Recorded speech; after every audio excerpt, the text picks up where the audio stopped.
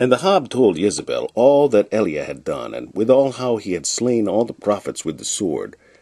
Then Jezebel sent a messenger to Eliah, saying, So let the gods do to me, and more also, if I make not thy life as the life of one of them by tomorrow about this time. And when he saw that, he arose and went for his life, and came to Sheba, which belongeth to Judah, and left his servant there. But he himself went a day's journey into the wilderness, and came and sat down under a juniper tree, and he requested for himself that he might die, and said, It is enough now, O Lord, take away my life, for I am not better than my fathers.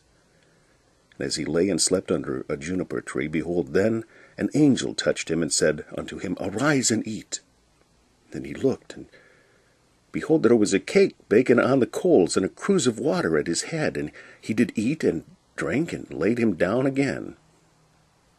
And the angel of the Lord came again the second time, and touched him, and said, Arise and eat, because the journey is too great for thee. And he arose, and did eat and drink, and went in the strength of that meat 40 days and 40 nights unto Horeb, the mount of God. And he came thither unto a cave, and lodged there. And behold, the word of the Lord came to him, and he said unto him, What doest thou here, Eliah? And he said, I have been very jealous for the Lord God of hosts, for the children of Israel have forsaken thy covenant, thrown down thine altars, and slain thy prophets with the sword. And I, even I only, am left, and they seek my life to take it away. And he said, Go forth, and stand upon the mount before the Lord. And behold, the Lord passed by, and a great and strong wind rent the mountains, and brake in pieces the rocks before the Lord. But the Lord was not in the wind. And after the wind an earthquake. But the Lord was not in the earthquake.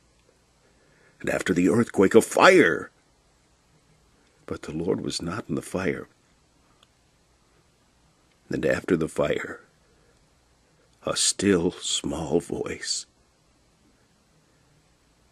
And it was so, when Eliah heard it, that he wrapped his face in his mantle, and went out, and stood in the entering of the cave. And behold, there came a voice unto him, and said, What doest thou here, Eliah? And he said, I have been very jealous for the Lord God of hosts, because the children of Israel have forsaken thy covenant, thrown down thine altars, and slain thy prophets with the sword. And I, even I only, am left, and they seek my life to take it away. And the Lord said unto him, Go, return on thy way to the wilderness of Damascus, and when thou comest, anoint Hazael to be king over Syria. And Jehu the son of Nimshi shalt thou anoint to be king over Israel. And Elisha the son of Shaphat, of Abel-Meholah, shalt thou anoint to be prophet in thy room. And it shall come to pass, that him that escapeth the sword of Hazael shall Jehu slay, and him that escapeth from the sword of Jehu shall Elisha slay. Yet I have left me 7,000 in Israel, all the knees which have not bowed unto Baal, and every mouth which hath not kissed him. So he departed thence, and found Elisha the son of Shaphat, who was plowing with 12 yoke of oxen before him, and he with the 12th. And Eliah passed by him, and cast his mantle upon him. And he left the oxen, and ran after Eliah, and said, Let me, I pray thee, kiss my father and my mother, then will I follow thee. And he said unto him, Go back again, for what have I done to thee? And he returned back from him, and took a yoke of oxen, and slew them, and boiled their flesh with the instruments of the oxen, and gave unto the people, and they did eat. Then he arose and went after Eliah, and ministered unto him.